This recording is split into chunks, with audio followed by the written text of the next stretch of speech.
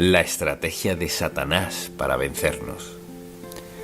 Muchas personas pasarán toda su vida y se preguntarán por qué no les va muy bien. Aceptaron a Cristo como su Salvador personal, pero sufren una derrota tras otra y no saben por qué. No se dan cuenta de que tienen un enemigo muy real, un enemigo de quien se ríen, lo critican y dudan, pero es muy real y tiene 3 metas: alejarnos de Dios, desviar el propósito de Dios en nuestra vida y dividirnos. Satanás es una persona muy real. Así pues, en este mensaje deseo hablar de la estrategia de Satanás para vencernos. A todos, a cada uno. No ha dejado a ninguno tranquilo. Cuando alguien me dice, no creo en el diablo, creo que eso es como estar en una pista con un montón de leones y decir, no creo en los animales. Se lo aseguro, Satanás es real, es mentiroso, un impostor, y muchísimas personas son engañadas, y su engaño es muy evidente cuando dicen, no creo en tal persona como el diablo. Y deseo que leamos un pasaje bíblico de Romanos 8. Luego deseo que hablemos de su estrategia. ¿Cómo nos vence Satanás? ¿Cuál es su estrategia?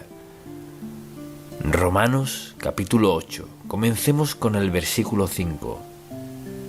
Porque los que son de la carne, o sea, viven en pecado, no han aceptado a Cristo como su Salvador. Quizás son de la carne, piensan en las cosas de la carne. Permítame definir la carne. No nos referimos a carne, huesos, piel y sangre, sino a ese impulso interno en nosotros que se opone a Dios.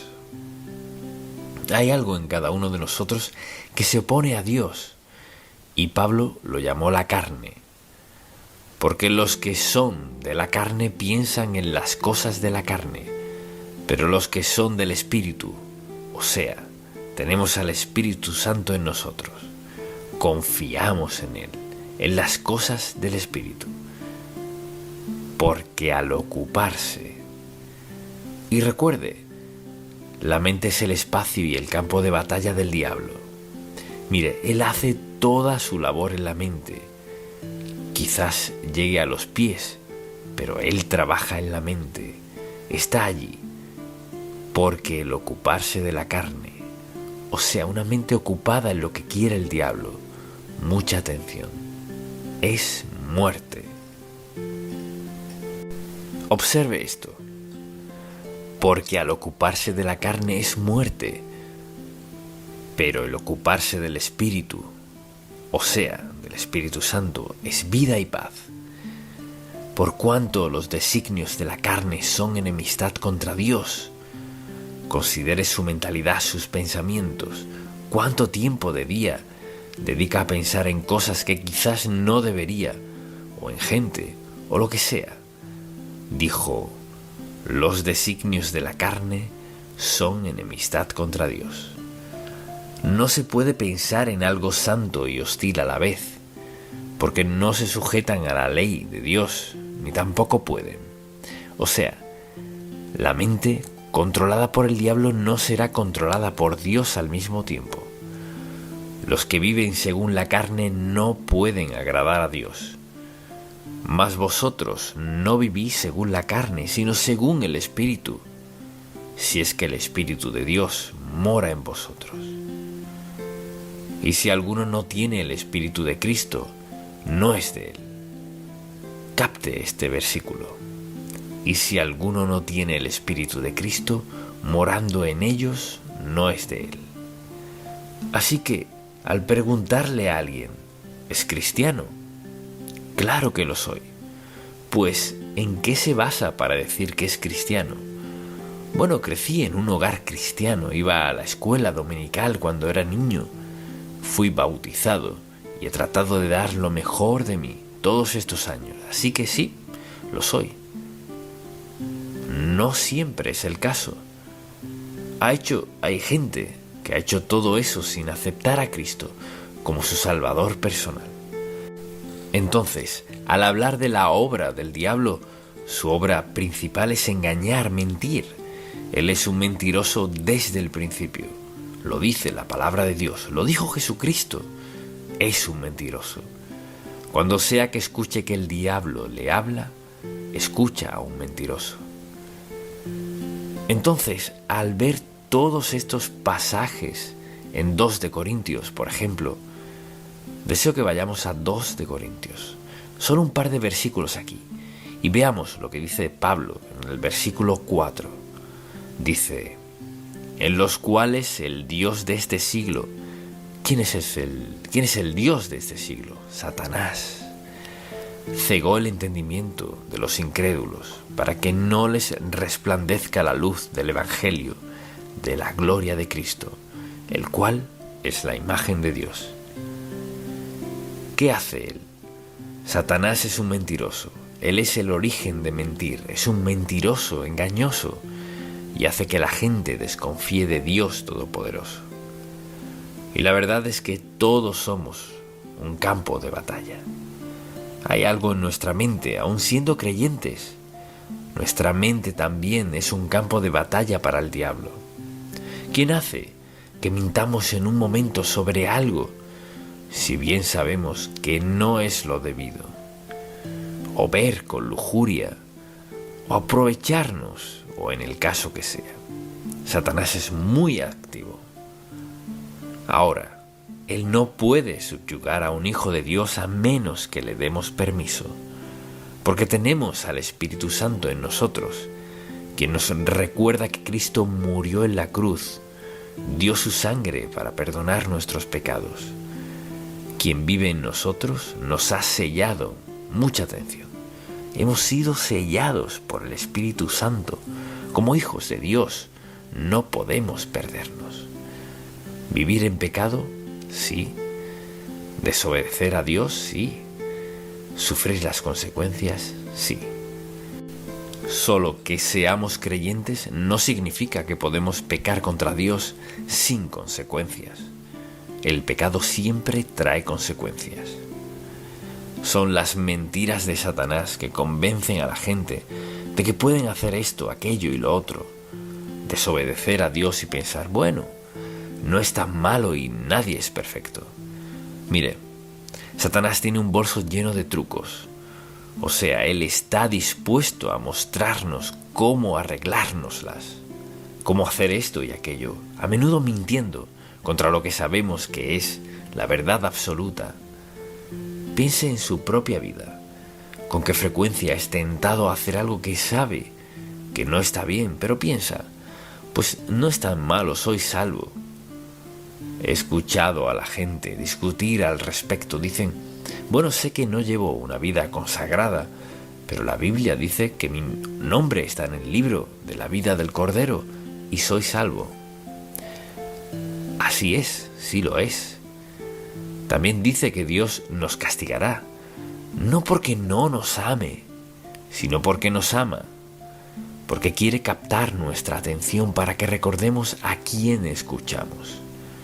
¿Escuchamos al diablo o a Dios? O escucha a Dios o escucha al diablo. Y esta es una advertencia, un aviso de que Satanás está dedicado a nuestra destrucción. Así que quisiera que pensáramos por un momento en su estrategia. Así opera. Siempre trabaja para hacer todo en su poder, para desviarnos y destruirnos, porque damos testimonio del Hijo de Dios, su amor y su gracia.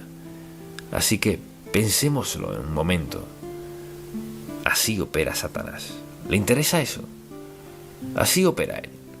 Dirige nuestra atención hacia una necesidad o un deseo. De esa manera siempre entra. Comienza con eso. Por ejemplo, allí estaban Adán y Eva en el huerto del Edén. Todo era perfecto, mejor imposible. Lo tenían todo, se tenían el uno al otro, todo perfecto. Lo único que no tenían era el fruto del árbol de la ciencia, del bien y del mal. Vea que todo lo demás era perfecto. Entonces, ¿qué hace Satanás? Les señala lo único que no tienen. ¿Cuántos hombres y mujeres señalan a otra persona con lujuria porque tienen todo lo que necesitan en la vida, salvo a él o a ella? ¿Y cuántas decisiones se toman no porque la gente no tenga algo, sino porque les falta algo en particular? Satanás es un mentiroso, un engañador, y una de las primeras cosas que hace es señalar algo en nuestra vida que no tenemos. No nos recuerda lo mucho que sí tenemos, cuán bendecidos somos. Contamos con salud, transporte, vivienda y ropa. Señala lo que no tenemos. ¿Qué tal si tuvieras eso? Él es un mentiroso, un engañador y usa las mismas tácticas que usó en el huerto. Uno pensaría que ya lo hubiéramos pillado. ¿Cómo opera él? Nos señala lo que no tenemos. Por si queremos sentirnos completos, buscamos tenerlo. ¿Le dio satisfacción a ella? No. Y no satisface a la gente hoy. Una de sus tácticas es poner nuestra atención en algo que creemos que necesitamos. La segunda, mucha atención. Satanás escoge el momento oportuno. Él sabe cuándo somos más vulnerables. Cuando Jesucristo había ayunado 40 días y 40 noches, ¿qué le dijo el diablo? Oh, has estado ayunando, glorificando al Padre. Pues solo tienes que convertir esa piedra en pan y quedarás satisfecho. Lo que habría quebrado la voluntad y el propósito y el plan del Padre para su vida. El diablo hace lo mismo, o sea, sabe el momento de nuestra vida. Entonces, al estar hambrientos, enojados, solos o cansados, somos más vulnerables. Hambrientos, enojados, solos, cansados. Piénselo. Alto, recuerde esto, alto. Si comienza a sentirse hambriento, enojado, solo o cansado, alto. Deténgase a pensar. Ahora soy más vulnerable a un ataque satánico. ¿Captó eso? Un ataque satánico es un ataque de Satanás en uno de esos aspectos de su vida en el cual es más vulnerable. Cuando tiene hambre, ¿cómo se siente? Cuando se enoja, ¿cómo se siente? Cuando está solo, ¿cómo se siente? Y cuando está cansado y exhausto. Somos lo más vulnerable y ahí es cuando Satanás atacará. Él sabe justo cuándo y cómo atacarnos. Conoce nuestros puntos más débiles. Todos tenemos al menos una debilidad. Así opera él. Lo tercero que hace es crear duda en nuestra mente. Este libro, desde el Génesis hasta el Apocalipsis, es la palabra del Dios vivo. Todo es verdad. No parte verdad. Toda la verdad. El diablo nos atacará en esos aspectos, en los que somos más débiles, y creará duda en nuestra mente. Esa es su táctica, crear duda en nuestra mente. Entonces, si yo le preguntara, ¿cree usted la palabra de Dios? ¿Qué diría? Pues, ¿la cree toda? O sea, ¿cree toda la palabra de Dios? ¿Qué de esto? Mi Dios suplirá todo lo que les falta conforme a sus riquezas en gloria en Cristo Jesús. ¿Cree eso? Bueno, ¿por qué peca? Para suplir sus necesidades. Mire, el diablo es un mentiroso, es un engañador, le engañará, le jugará sucio como pueda para que lo siga a él y no a Cristo. Entonces, si puede crear duda en nuestra mente respecto a la palabra de Dios, esa es una duda peligrosa. Si puede crear duda en nuestra mente respecto a la palabra de Dios, no tendrá solo un pie en nuestra vida, sino toda una atadura y un firme apretón. Así opera Satanás. Obra en nuestros deseos, en nuestros puntos más vulnerables. Crea duda en nuestra mente. Y le encanta esto. Quiere que caigamos en discusiones. Y discutir con él es desastroso. Cristo dijo, está escrito, está escrito, está escrito. Eso es lo que ha dicho el Padre. Cuando alguien quiere debatir con usted sobre lo que es bueno y lo que es malo, solo déles la palabra de Dios. Quizás digan, no conozco la palabra de Dios. Por eso debe leerla.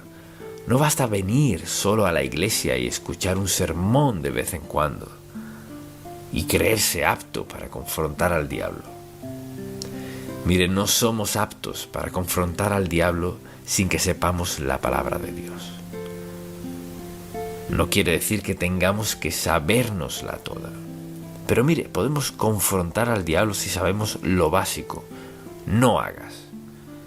Y cuando comenzamos a tratar de razonar, no hagas, es decir, bueno, no deberías.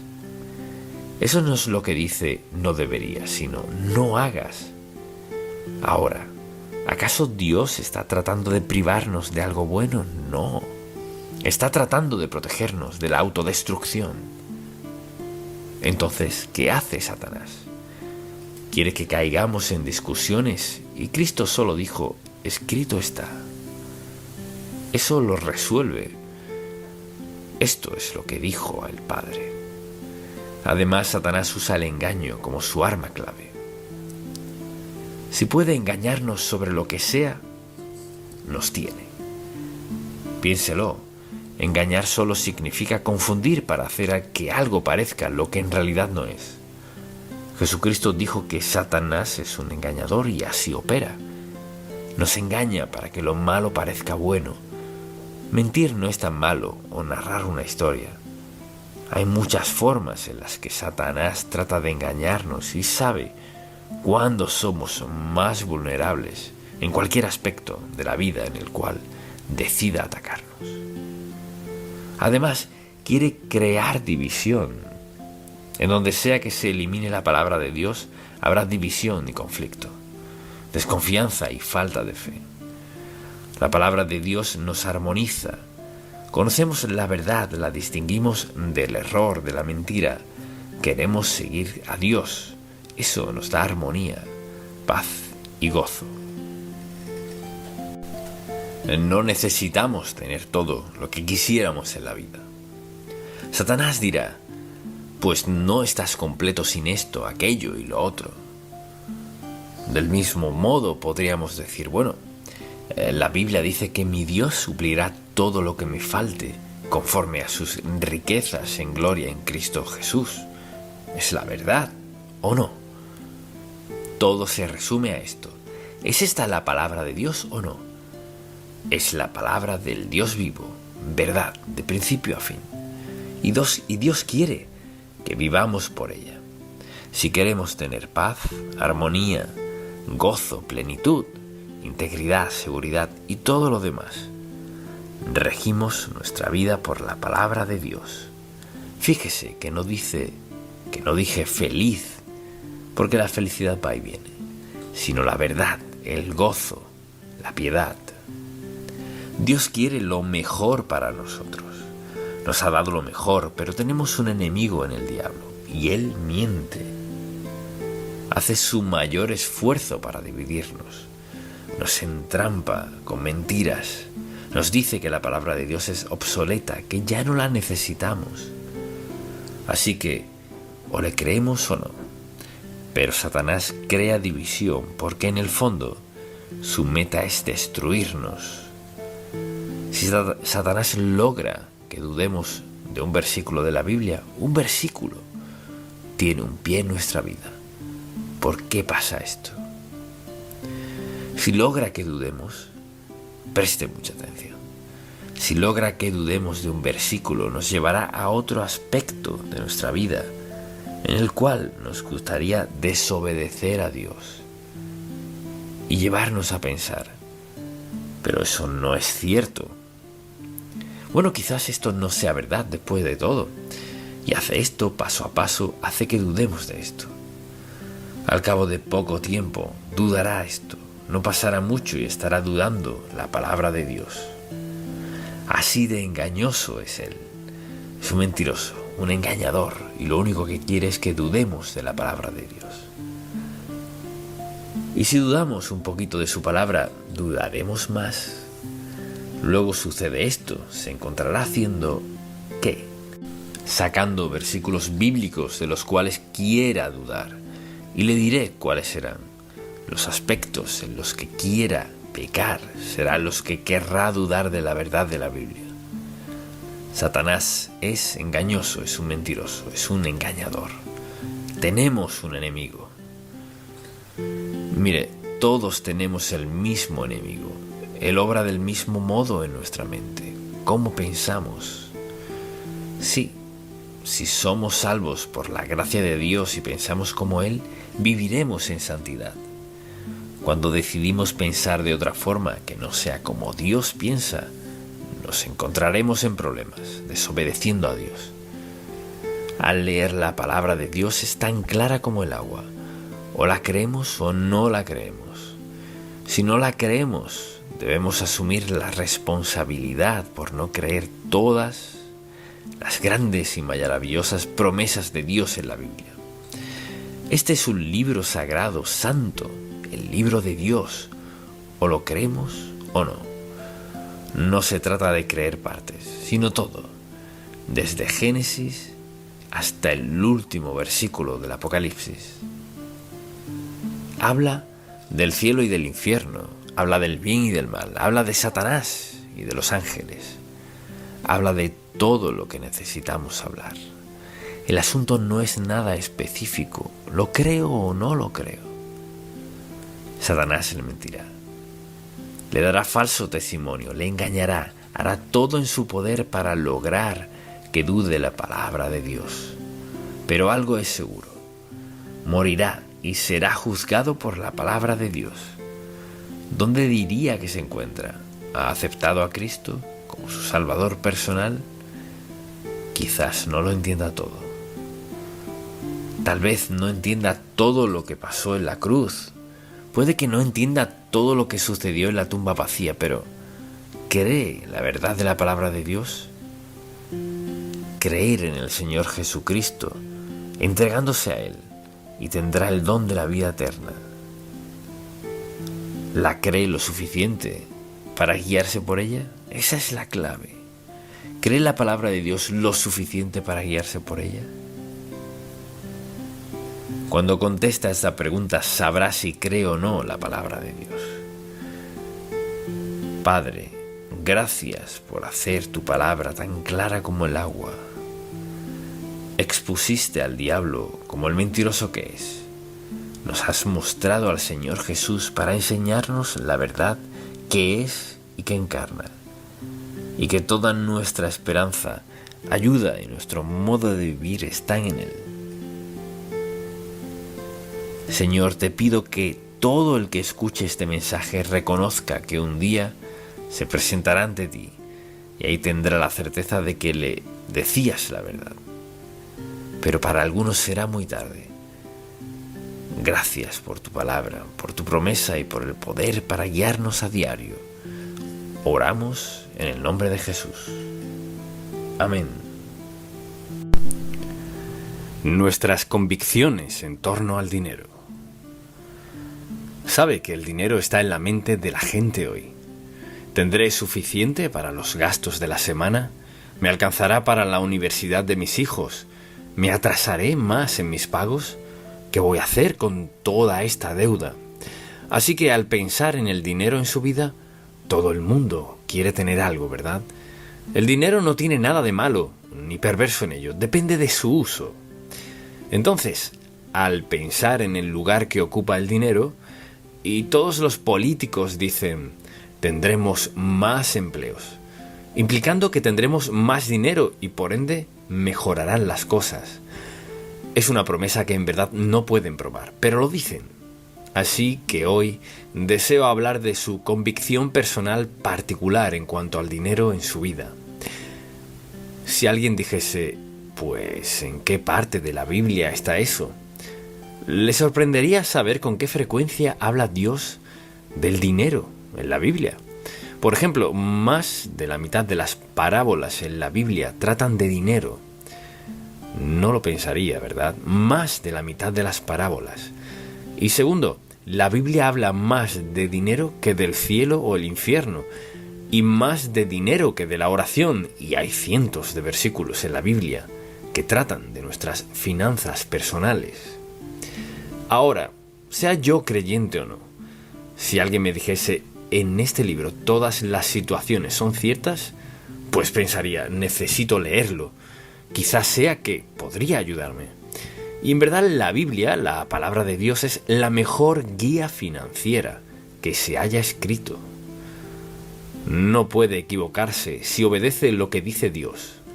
Entonces, al considerar eso, pienso que este es el punto de vista del mundo, que no el de Dios. La perspectiva del mundo podría describirse en una palabra: acumulación. ¿Cuánto puedo ganar? ¿Cuánto puedo tener? ¿Cuánto puedo ahorrar? ¿Cuánto puedo tener en el futuro? ¿Qué hay de mi jubilación? Es recibir, recibir, recibir, porque el interés principal es el interés propio. Se trata de mí y lo que quiero hacer, lo que quiero comprar, lo que quiero tener en mi vida. Y el enfoque está en el placer, la seguridad y las necesidades personales. ¿Cómo lo obtengo? Y luego, ¿cómo lo mantengo y protejo? Ese no es el énfasis de Dios, para nada. ¿Y ese punto de vista qué promete? No promete gozo, felicidad, paz, prosperidad ni nada más. Cuando se centra solo en uno mismo, va por mal rumbo.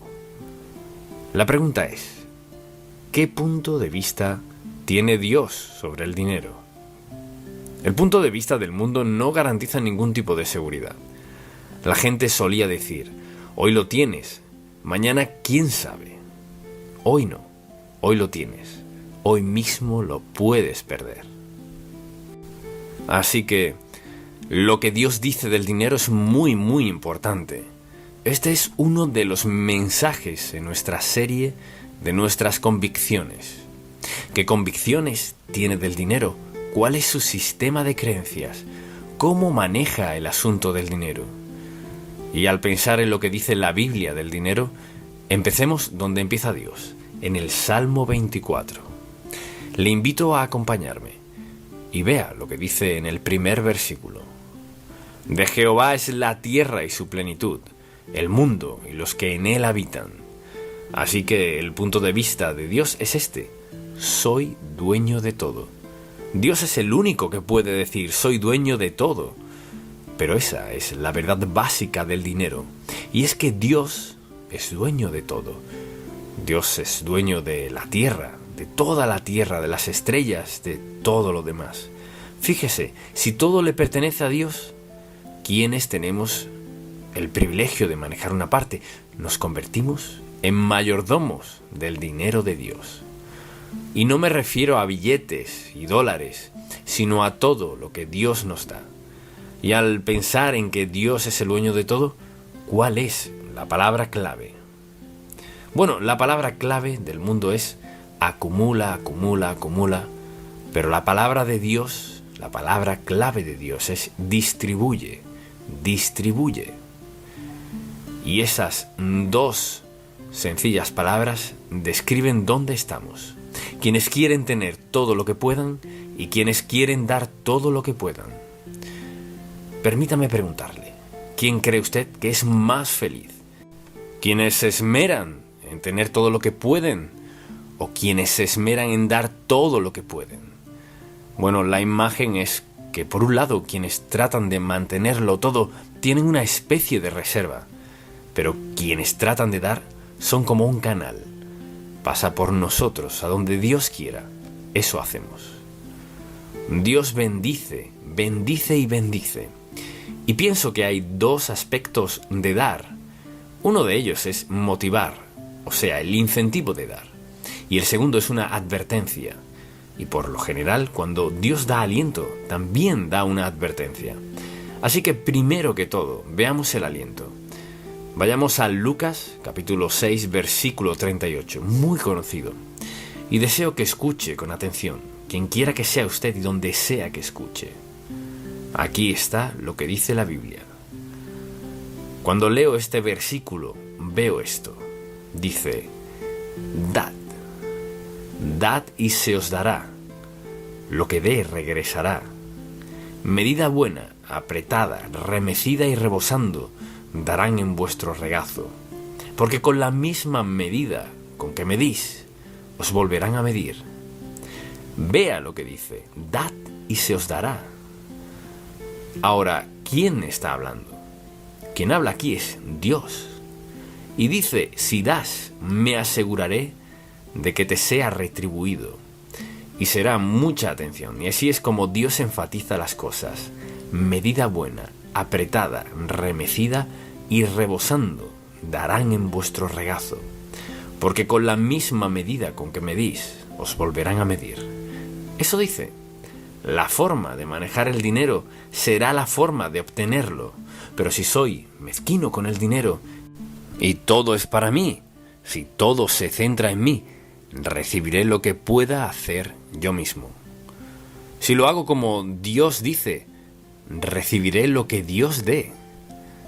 Dad y se os dará. Medida buena, apretada, remecida y rebosando. Dios se lo retribuirá. Ese es su estilo de motivación. No podemos dar más que Dios, por la sencilla razón que eso fue lo que dijo Dios. Soy el dueño de todo. Y si Dios es el dueño de todo, Él lo controla todo. Y si le doy adecuadamente, como debo, como dice claramente la Biblia, de eso hablaremos en un momento, si damos, entonces Dios se asegurará de que seamos recompensados por nuestra obediencia a Él. Porque el dar es un acto de obediencia a Dios. No se trata de lo que haga la Iglesia. ¿Qué hará esto? No, el asunto no es ese. El asunto es si soy obediente o no. Y esta es una palabra de motivación. Luego veamos la advertencia de Dios. Porque Dios da una advertencia si dejamos de dar. Vayamos a 1 de Timoteo, capítulo 6, un pasaje bíblico muy fuerte. Fíjese lo que dice. Quizás usted sea una de esas personas cuya meta es enriquecerse, entonces no le agradará este versículo. Fíjese lo que dice. Versículo 9. Porque los que quieren enriquecerse caen ¿en qué? En la tentación. Caen en la tentación. Y lazo y en muchas codicias necias y dañosas que hunden a los hombres en destrucción y perdición. Piense en esto. El deseo de dinero vuelve a la gente deshonesta. Hasta les lleva a robar. Y peor aún, les lleva a matar. El dinero es algo peligroso si no está bajo el control de Dios y conforme a su voluntad y propósito. Y ahora escuche lo que dice. Porque los que quieren enriquecerse caen en tentación y lazo y en muchas codicias necias y dañosas que hunden a los hombres en destrucción y perdición. Porque raíz de todos los males es el amor al dinero. No dijo que el dinero fuese malo, dice que el amor al dinero quiere un poco más. Porque raíz de todos los males es el amor al dinero, el cual, codiciando algunos, se extraviaron de la fe y fueron traspasados de muchos dolores. No puede ser más fuerte cuando se trata de la advertencia de Dios. Pasa exactamente eso. Cuando nuestra actitud hacia el dinero no agrada a Dios, ¿qué pasa? Deseos insensatos y dañinos llevan al hombre a la destrucción. El amor al dinero es la raíz de todos los males. Al codiciarlo, ¿qué pasa? Sufren dolores. Mas tú, oh hombre de Dios, huye de estas cosas y sigue. En lugar de perseguir al dinero, sigue. ¿Sigue qué? Sigue a la justicia, la piedad, la fe. Sigue al amor, la paciencia, la mansedumbre. No podría ser más fuerte. Porque tenemos otra opción. Es mi decisión ser obediente o no a Dios, pese a lo que sea. Hacer lo que Él diga y luego confiar en que proveerá lo que promete proveer. Entonces, una palabra de aliento. Dad y se os dará. Escuche, porque es Dios quien habla. Medida buena, apretada, remecida y rebosando. Y si no, ¿qué tenemos? Vacío, inconforme, infeliz. Porque conocemos gente que, digámoslo así, lo tienen todo, pero son desdichados. Y no hay ni un solo versículo en la Biblia que diga que las cosas me harán feliz. Lo que me hará feliz es una relación con Dios. Le invito a regresar a Malaquías por un momento y veamos este capítulo 3. Y en este tercer capítulo está el plan de acción de Dios. Es su plan financiero para nosotros y puedo decirle que lo he puesto en práctica desde que tuve mi primer empleo. Ganaba $4 y aunque no sabía mucho, le daba a Dios el 25%. Y bueno, alguien dirá, ¿por qué no le dio solo el 10%? Bien, siendo niño no tenía dinero y luego Dios me dio un empleo de $4. Pensé en 42 centavos, de cierto modo, y le daba $1. Y estaba agradecido, no sabía nada del diezmo. Nadie me había dicho nada de diezmar. Luego recibí otra ruta de periódicos y pasé de $4 a $16 a la semana. Dios multiplicó el 25% de lo que le di. Y claro, le di más que un diezmo. No sé exactamente cuánto daba, pero aprendí una lección. Y nunca he olvidado la lección. Y le aseguro que he estado en situaciones y circunstancias que solo Dios me ha podido rescatar. No han sido deudas porque siempre las he evitado. Cada vez que he tenido una necesidad, Dios ha estado allí para suplirla. Por tanto, estoy completamente persuadido y convencido de que lo que Dios promete lo llevará a cabo. Y ahora escuche este pasaje. En Malaquías, capítulo 3, versículo 8, dice: ¿robará el hombre a Dios? Pues vosotros me habéis robado. Y dijisteis, ¿en qué te hemos robado? Y Dios contesta, en vuestros diezmos y ofrendas. ¿Sabe lo que eso quiere decir? Si alguien no diezma, le está robando a Dios. Si no estuviese mal, ¿por qué diría robar? ¿Por qué no usa la palabra negar? No. Algo que lo hiciera ver un poco más aceptable. ¿Robará el hombre a Dios? Pues vosotros me habéis robado. Y dijisteis, ¿en qué te hemos robado? En vuestros diezmos y ofrendas. Escuche lo que dice. Malditos sois con maldición, porque vosotros, la nación toda, me habéis robado.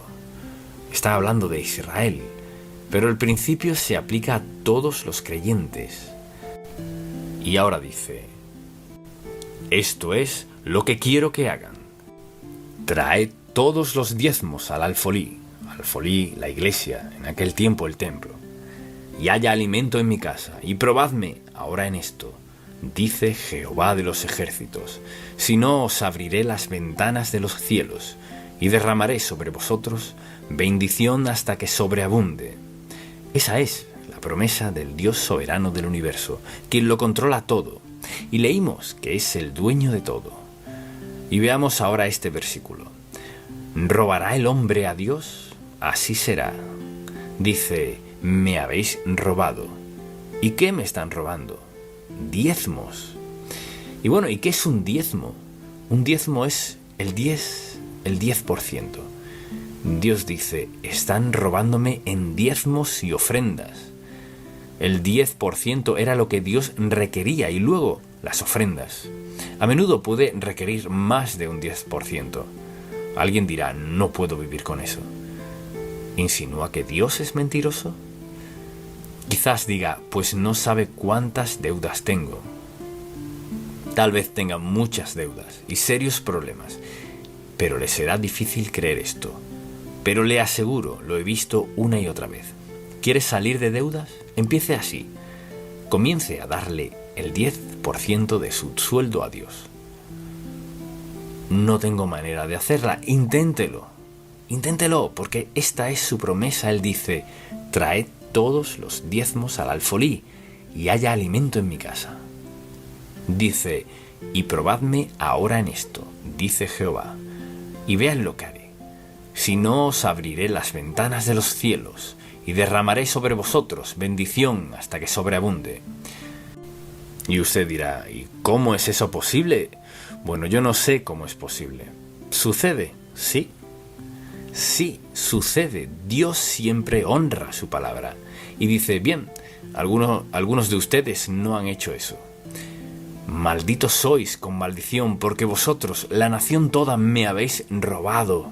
Traed todos los diezmos. Y ahora alguien dirá, mi diezmo es de 5%.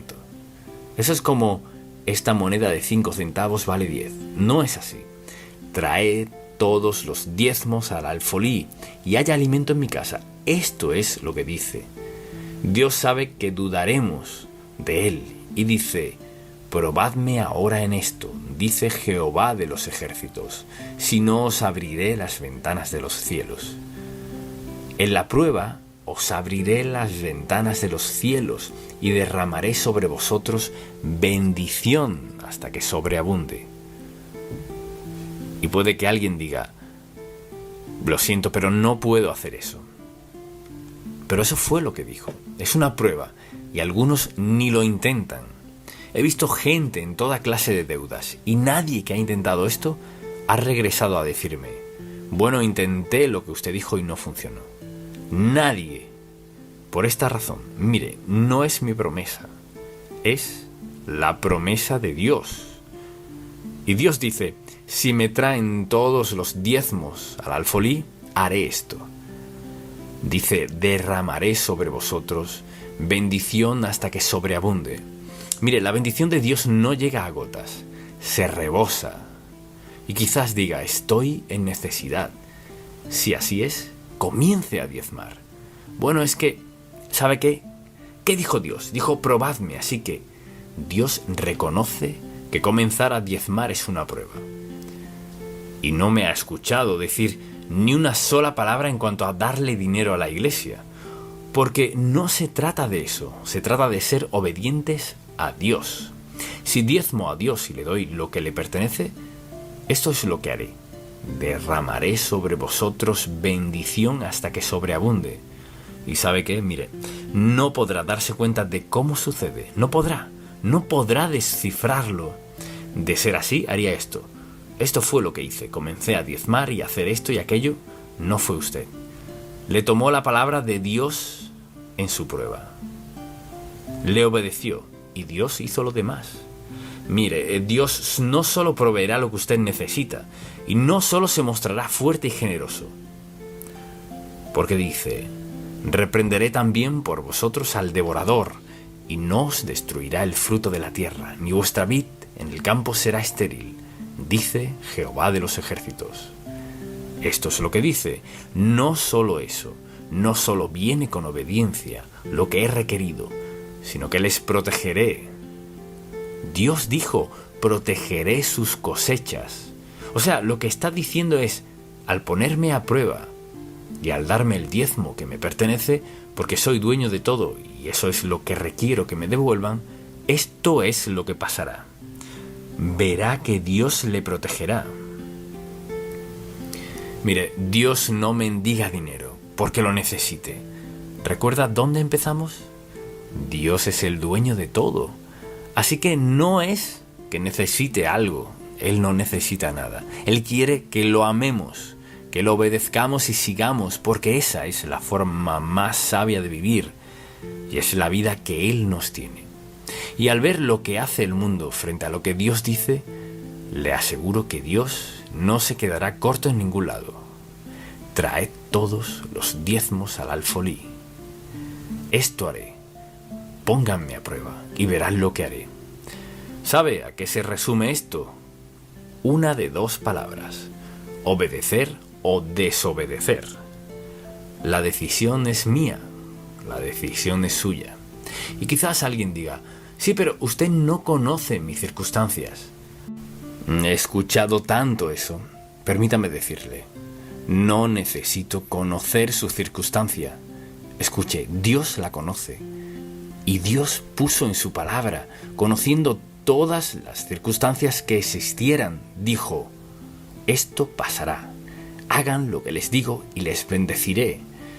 De hecho, les bendeciré de tal modo que otras personas se preguntarán, pero sabe, si obedece a Dios y confía en Él, hace lo que dice, Dios le bendecirá y protegerá personalmente. No importa lo que suceda o digan los demás. Esa es su promesa.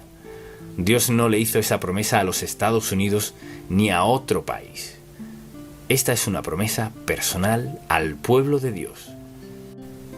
Y permítanme preguntarle, ¿está diezmando?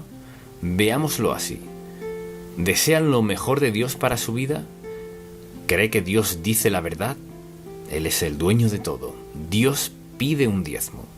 Y Él promete rebosar con bondad y protección, cuidado y bendiciones en su vida. Es cuestión de creerlo o no.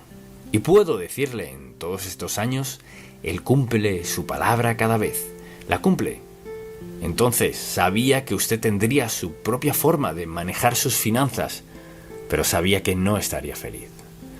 Pienso en cuántas personas se divorcian por dinero, y quienes pierden su empleo por dinero, y se pierden relaciones por dinero, y no pagan sus deudas.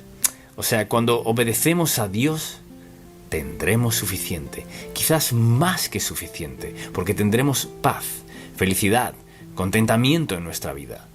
Y sobre todo, viviremos en una relación de obediencia a nuestro Padre Celestial. La decisión es nuestra, y mi oración es que usted tome la decisión sabia. A lo mejor alguien dice, bueno, yo es que no soy cristiano. La primera decisión que debe tomar entonces es esta. Debe reconocer que fue creado por Dios y que Él quiere lo mejor para usted. Lo que significa que la decisión más importante en su vida es aceptarlo como su Salvador personal. Pídale a Jesús que perdone sus pecados, rinda su vida a Él, y cuando rinda su vida a Él, la entrega por completo a Dios y pídale que le salve. Porque Él dijo que si confesares a Jesús como Salvador y creyeres en tu corazón que Dios le levantó de los muertos, serás salvo. Y entonces su futuro eterno se definirá. Y luego pídale al Señor que le conceda el deseo de su corazón, obedecerle en todo aspecto de su vida. No puede perder obedeciendo a Dios. Y esa es mi oración por usted, que le obedezca y donde sea que esté económicamente, vaya a casa y diga, está bien, Señor, no puedo lograr que esto funcione. Pero fíjese en esto, al ver cuánto debo y lo que necesito hacer, no puedo lograr que esto funcione. Luego, regrese a Malaquías, capítulo 3, a una palabra, te probaré. Así que debe decidir. Y piense en cuán sencillo es. Hay que decidir, ¿estoy dispuesto a creer al Dios que creó todo el universo y quien lo mantiene? ¿Estoy dispuesto a creer la palabra de Dios, que es totalmente cierta? ¿Estoy dispuesto a creer todo eso? ¿O creo que soy tan listo para hacerlo sin Dios? Bueno, déjeme decirle, no somos tan sabios para hacerlo sin Dios. Y sabe, a veces creo que hay personas que dicen, bueno, no creo que tenga que hacer todo eso. No tiene que hacerlo. Pero si es sabio, lo hará. Gracias, Padre, por haberlo hecho tan sencillo. Si sabemos contar hasta 10, podemos diezmar. Y si en verdad queremos serte obedientes, has prometido hacer rebosar nuestra copa llena, que sobreabunde. Así que hoy venimos a decir gracias, Señor, por darnos dirección clara, instrucción sencilla y sabiduría, querido Padre, para obedecerte y verte obrar. En el nombre de Jesús. Amén. La mano poderosa de Dios. A veces leemos la Biblia y sabemos que el relato es verdad, pero de algún modo no captamos el mensaje. Es muy importante que entendamos el mensaje de este pasaje bíblico, porque todos podríamos ser culpables de hacer lo mismo que hicieron estos egipcios. Así pues, al ver este pasaje, no lo vea solo como un hecho histórico, sino, ¿está Dios diciéndome algo? ¿Se encuentra un patrón aquí, en la vida del faraón, que pudiera verse en mi propia vida? Permítame ponerle al tanto de dónde estamos. Dios le habló a José, quien estaba preso, quien interpretó un sueño. Y el faraón de Egipto terminó liberándolo. Tomó a su familia, que eran como 70, los puso en Gosén, en Egipto, que era la mejor región. Y ya habían pasado casi 400 años. Reinaron varios faraones. Y este faraón en particular vio a su alrededor y pensó: esos israelitas, esos hebreos están multiplicándose. Quizás ya sean casi 2 millones y están en la mejor región del país. En caso de un conflicto, quizás se unan a nuestros enemigos. Así que, para prevenir cualquier problema, voy a esclavizarlos a todos. Y así fue que puso a Israel en esclavitud, para que le construyeran monumentos y demás. Bien, alguien creció en su familia, o sea, en la familia de la hija del faraón, y resultó que era hebreo. Creció y fue educado en el palacio del faraón, y luego cometió un error. Fue desterrado al otro lado del desierto, y ahora Dios le habla a su corazón. Y en una zarza ardiente, Dios le encomienda una gran labor. Le dijo: regresarás a Egipto, voy a liberar a mi pueblo. Como es natural, Moisés tenía muchas preguntas, pero la verdad es que ese fue el mandato de Dios. Así que Dios aquí está usando a Moisés para obrar en la vida del faraón, de una manera que no es solo algo que dista mucho de la manera en que vivimos nosotros, pero debería enseñarnos una lección. Así que deseo que notemos lo que está sucediendo. Dios le dijo: fíjese. Y dijo Jehová a Moisés: cuando hayas vuelto a Egipto, mira que hagas delante de Faraón todas las maravillas que he puesto en tu mano. Pero yo endureceré su corazón, de modo que no dejará ir al pueblo. ¿Qué clase de mandato es ese?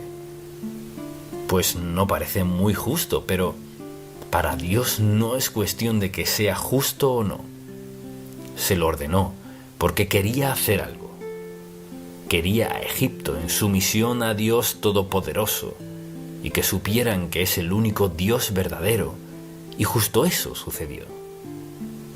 Después, Moisés y Aarón entraron a la presencia del faraón y le dijeron: Jehová, el Dios de Israel, dice así: deja ir a mi pueblo a celebrar mi fiesta en el desierto. Y el faraón respondió: ¿quién es Jehová, para que yo oiga su voz y deje ir a Israel? Yo no conozco a Jehová, ni tampoco dejaré ir a Israel. Pues Dios sabía que sucedería eso. De hecho, por eso Dios comienza su obra en la vida del faraón y comienza el proceso de liberar a los judíos, a Israel, los hebreos, del yugo egipcio. Lo que ocurre es que al escuchar esto el faraón les da más trabajo, que hagan ladrillos sin darles paja, y así todo empeora. Como es natural, Moisés no es muy popular por haber causado esto. Pero Dios dice 4 veces en este capítulo 6, yo soy Jehová, yo soy Jehová, yo soy Jehová, yo soy Jehová y resolveré todo esto. Así pues, como resultado, Dios comienza a mandar plagas. La palabra es que manda como una flecha a los egipcios. Así que, una por una, comienza a actuar en el corazón del faraón para que dejara ir al pueblo. Y sabemos que el resultado final es que fueron liberados. Y deseo que notemos lo que pasa aquí. Y es que Moisés se presenta al faraón y le dice: así dice Dios, deja ir a mi pueblo. Y en respuesta, como es natural, dice: no los dejaré ir. Y Dios dice: está bien. Lo que sucede es que Dios convierte las aguas del río Nilo en sangre. Ahora, el Nilo era como una fuente de vida para ellos, para alimento y transporte, y lo veneraban. Así que el Señor hizo esto, lo convirtió en sangre. La gente tenía que ir a la orilla del río a buscar agua para beber. Pasaron 7 días y luego Dios volvió a mandar a Moisés y dijo: «Mira, quiero que dejes ir a mi pueblo, de lo contrario puedes esperar esto». Y como es natural, el faraón dijo: «No los dejaré ir». Así que vino la plaga de las ranas, y dice la Biblia que venían ranas por todos lados, donde estaba la gente. Y dijo Moisés al faraón: «Dígnate indicarme cuándo debo orar por ti, por tus siervos y por tu pueblo, para que las ranas sean quitadas de ti y de tus casas». Así que las ranas estaban por todos lados. ¿Se imagina acostarse en la noche y de pronto sentir algo en los pies y luego en las piernas? Por aquí ranas, ranas, en el piso, en la calle, ranas, ranas, ranas por doquier. ¿Y qué hace el faraón? Llama a Moisés y le dice: «Mira, saca a estas criaturas de aquí y los dejaré ir». ¿Y qué hace? Decide no hacerlo. Presta atención, aquí hay lecciones en cuanto a tomar una decisión y luego no cumplir su palabra. El faraón dijo: «Los dejaré ir, quita las ranas y los dejaré ir», pero no los dejó ir. Y Moisés tuvo que volver a confrontarlo, a pesar de todo lo que estaba ocurriendo. La siguiente plaga que mandó Dios fue piojos. De pronto todo Egipto estaba lleno de piojos. Imagínese estar lleno de piojos. Eso estaba pasando. Era tan grave que incluso el faraón le pidió: «Elimínalos y dejaré ir a tu pueblo». Pero no lo dijo en serio. Así que una y otra vez, Dios le da al faraón una oportunidad de hacer lo correcto. Pero el faraón hizo lo que hace mucha gente: prometerle algo a Dios cuando en verdad están sufriendo, y cumplen por 2 semanas, quizás un mes. ¿Alguna vez le ha dicho a Dios que si le quita la presión de algo, usted haría tal cosa? ¿Le ha hecho una promesa a Dios? Diga amén.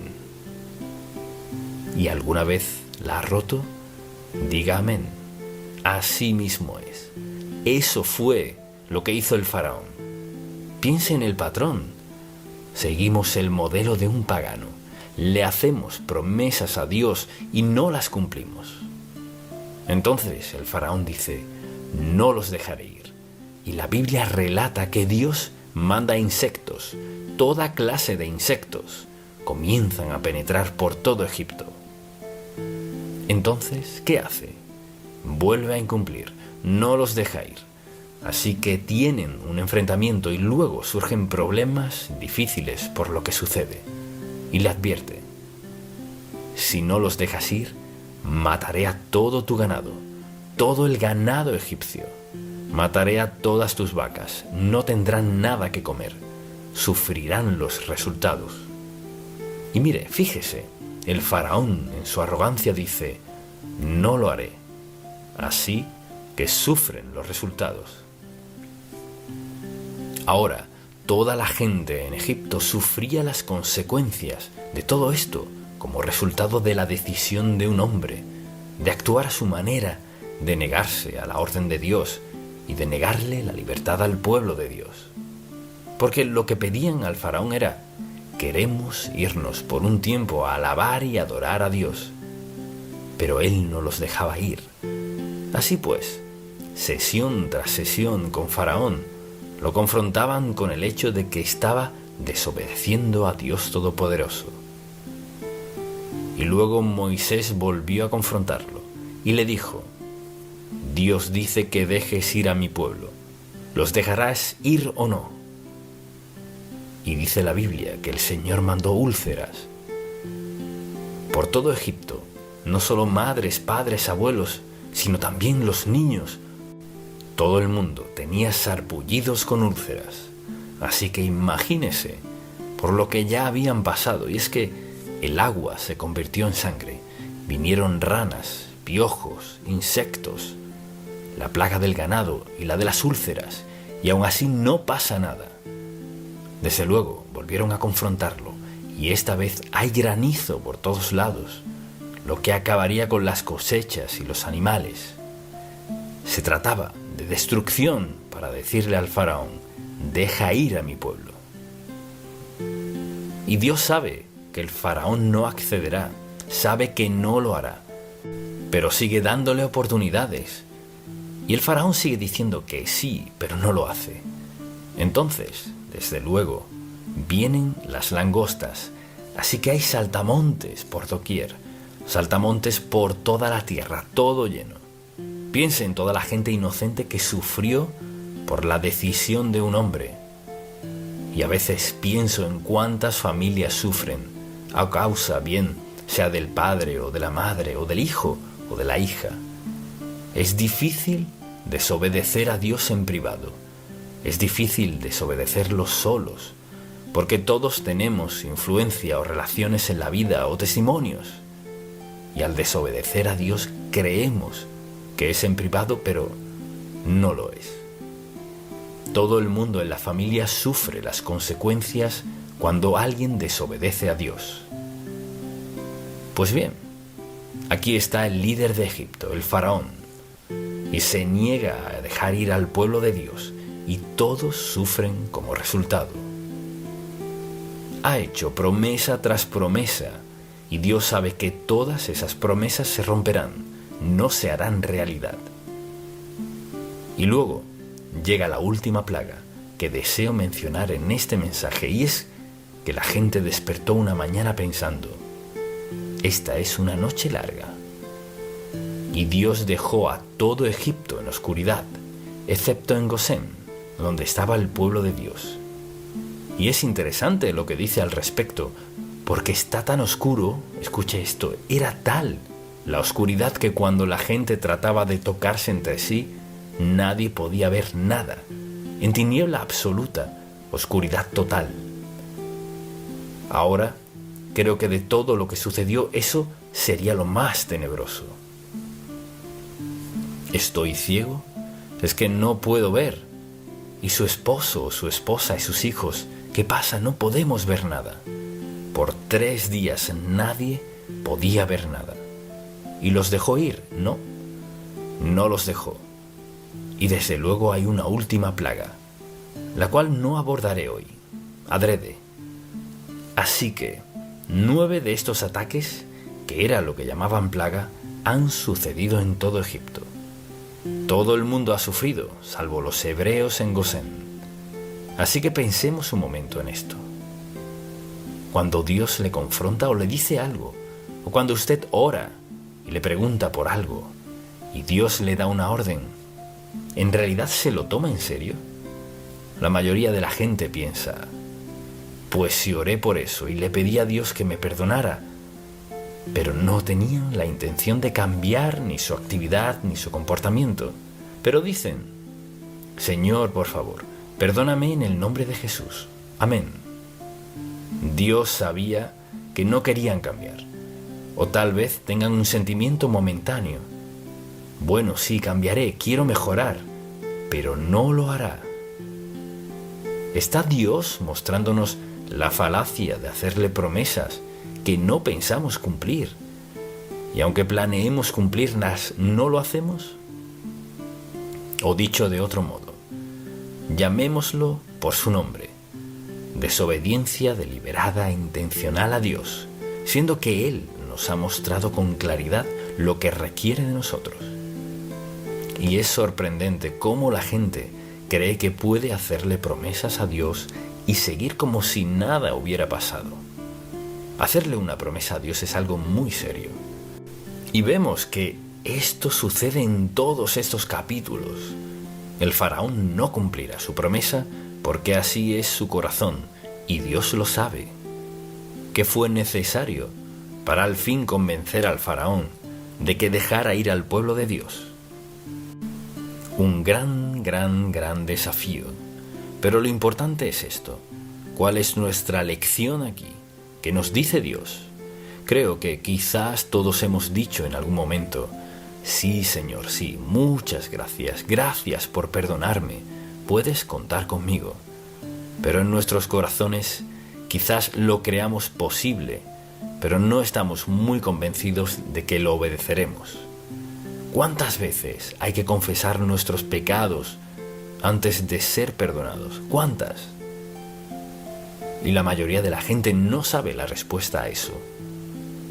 Si confesamos nuestros pecados, Él es fiel y justo para perdonar nuestros pecados y limpiarnos de toda maldad. Pero si mi confesión solo es así de profunda, Dios ni la reconoce. Si mi confesión es del fondo de mi corazón, alma, espíritu, eso es otra cosa. Pero si digo, bueno, ¿acaso no dice la Biblia que confesión significa acuerdo? Sí, pero si en realidad estoy de acuerdo con Dios, desde mi corazón, mi espíritu, mi alma, hago una confesión genuina, un acuerdo sincero con Dios, haré un cambio en mi conducta, en mi conversación, en mi carácter, si en verdad lo dije de corazón. Así que todos cometemos errores, todos pecamos a veces. Quizás sea algo breve o una situación no muy seria, o quizás sí lo sea. Pero lo que sea que le pidamos a Dios, que nos perdone, y sabemos de corazón que queremos esto, queremos alivio por el momento. Entonces, creo que mucha gente se encuentra en un estilo de vida de pecado, que han confesado por años y años, confesando lo mismo. Y la Biblia dice, si confesamos nuestros pecados, lo que significa que estamos de acuerdo con Dios al respecto. Estar de acuerdo con Dios y cambiar son dos cosas distintas. Y Moisés confrontaba al faraón, y por fin el faraón tenía que coincidir, pero no tenía intención de cambiar, hasta la última plaga. Y aún entonces no cambió. Y quizás diga, ¿por qué pasa tanto tiempo en todo eso? Por la sencilla razón de que creo que muchas personas llevan una vida que consideran muy buena, pero la pregunta es, ¿cuál es la condición de su corazón? O sea, cuando está solo, cuando es solo usted y Dios, ¿es genuino y honesto con Dios cuando confronta pecado en su vida? Cuando surge algo y sabe que debe confrontarlo, ¿solo le hace una promesa a Dios y la asegura? ¿O en verdad trata el asunto? Si confronto el pecado significa que no solo lo confesaré y estaré de acuerdo con Dios, sino que me alejaré de eso. Quizás flaquee, pero me alejaré de eso. Si mi confesión es lo único que hago y sé en mi corazón que volveré a pecar, haré lo mismo otra vez. ¿Es aceptable para Dios confesar y estar de acuerdo si sabemos en nuestro corazón que volveremos a lo mismo? Presta atención. Al ver lo que Dios le hizo a toda una nación por no reconocer a Jehová Dios como Dios, por no liberar a su pueblo, para Dios cumplir su propósito, estuvo dispuesto a causar gran daño, gran sufrimiento, gran prueba para lograr su propósito. Y al ver este pasaje pienso, Señor, ¿cuánto evangelio hemos escuchado en este país? ¿Quién en este país quiere saber la verdad? Pueden escucharla, pueden encender el televisor o la radio o ir a la iglesia.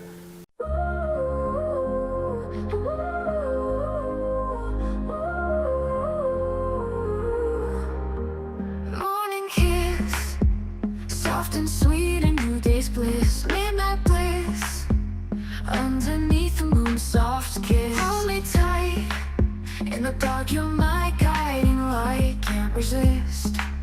In your arms, everything feels right. Ah, and every touch, my heart ignites anew. My love, there's no more fight. You are a star in the world. You're the brightest spark, shining bright, illuminating every darkened night. In my heart, with you, love's a work of art. All the night in your embrace, I take flight. Ooh, in your light, I find my way. Every moment I want to stay.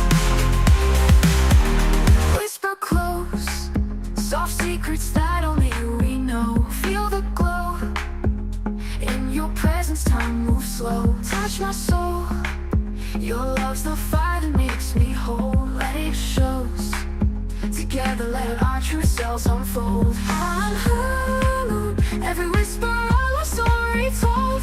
In your eyes, my heart's been sold.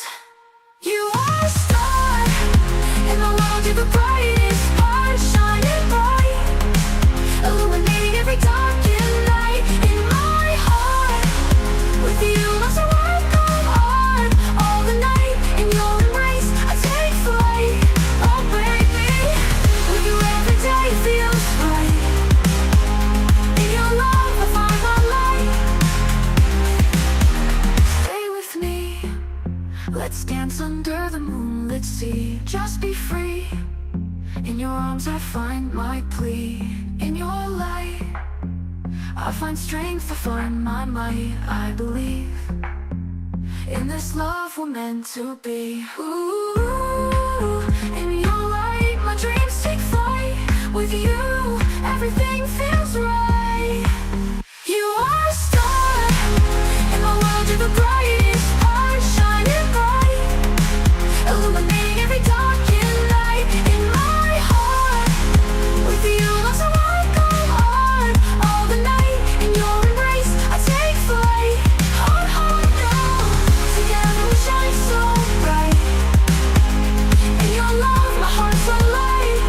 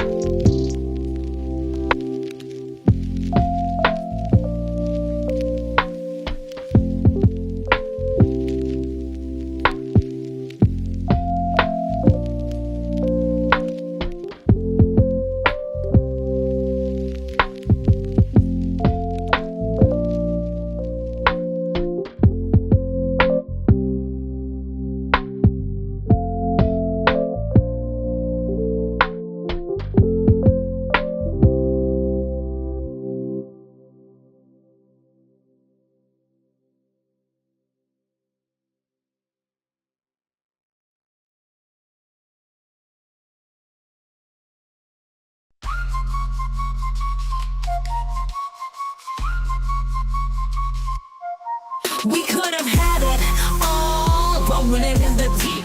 You had my heart inside in your hand and you played it to the beat. Even if I have nothing, oh, haters hate cause I've got it all. Lovers love even when I fall. Haters hate cause I stand tall.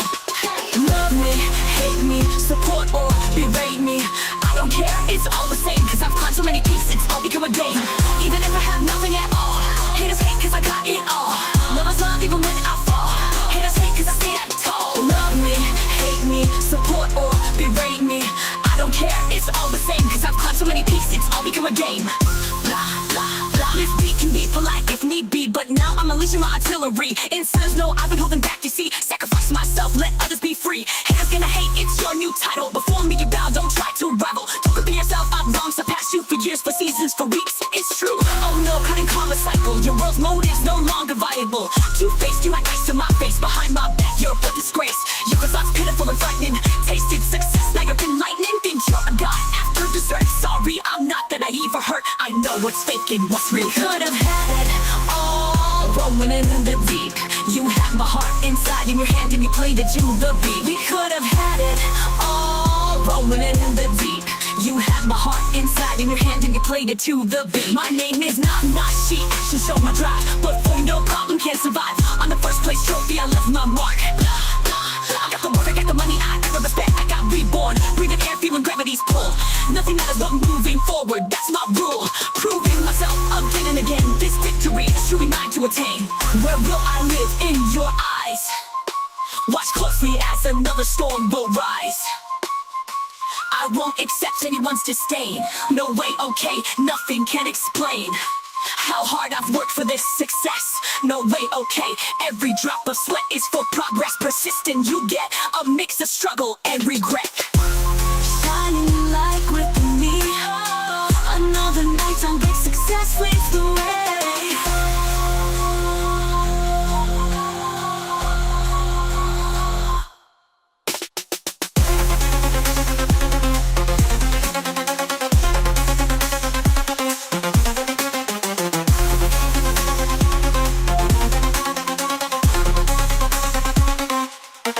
We could have had it all, rolling it in the deep.